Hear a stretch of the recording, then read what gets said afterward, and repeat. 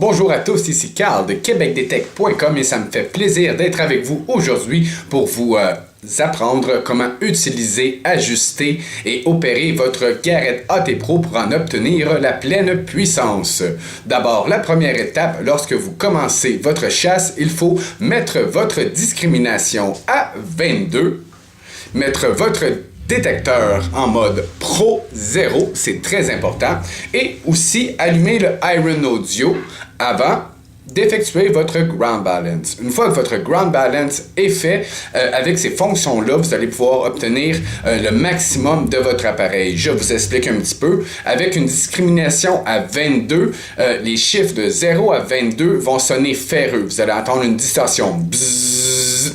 Donc, ça vous indique qu'il ne faut pas creuser cette cible. De 22 jusqu'à 55, vous allez obtenir un son médium. Son qui est souvent associé à l'or. Et puis, de 55 jusqu'à 100, vous allez obtenir un high tone, un son haut.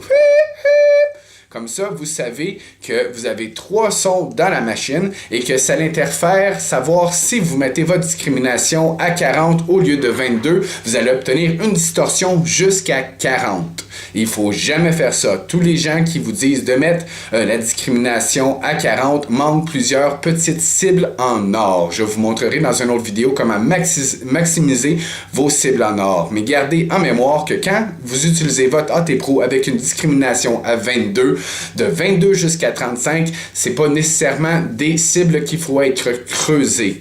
Mais c'est très important de les entendre. Si vous regardez une petite chaîne en or avec le Garrett AT Pro, elle va sonner 35, 37, 38, peut-être 42. Un petit bracelet en or va sonner 42, 43, 45 sur votre échelle numérique. Si vous prenez une bague petite de 1 à 2 grammes, elle va sonner 46, 48. Si vous prenez une bague un petit peu plus gros de 2,5 à 3,5 grammes, elle peut sonner 52 à 58. Si vous prenez vraiment une bague de 8-9 grammes en or, elle peut sonner jusqu'à 64-68. Si vous prenez une très grosse bague en or, elle peut aller sonner jusqu'à 76-78.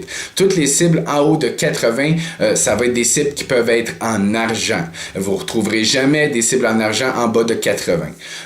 Pour conclure, vous savez exactement maintenant comment utiliser votre AT Pro à pleine puissance. Il va seulement vous rester à apprendre à différencier les cochonneries, les déchets, les détritus que vous ne voulez pas creuser. Un petit truc pour les tirettes de canettes récentes, les pull tabs, elles sonnent 53-57, donc il est inutile de les creuser lorsque vous passez par-dessus cette cible.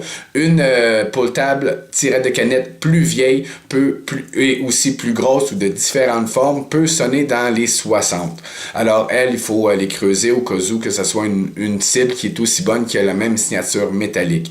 Pour les bouchons de bière, lorsque vous allumez votre Iron Audio avec le Garrett AT Pro, il y a une fonction qui vous permet de reconnaître ceux-ci qui est très pratique.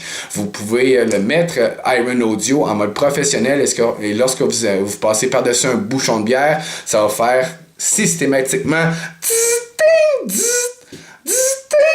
à chaque balayage. Donc, lorsque vous entendez ce pattern de son distinctif, vous ne creusez pas. Il y a bien sûr, par exemple, les bouchons de Corona qui vont sonner un 75 bien clair et que vous êtes obligé de creuser car elles peuvent représenter aussi une autre signature métallique qui pourrait être une très bonne cible. Alors, sur ce, je vous souhaite bonne détection et j'espère que vous en avez appris un peu plus comment utiliser votre Garrett AT Pro à sa pleine puissance. Oh yeah!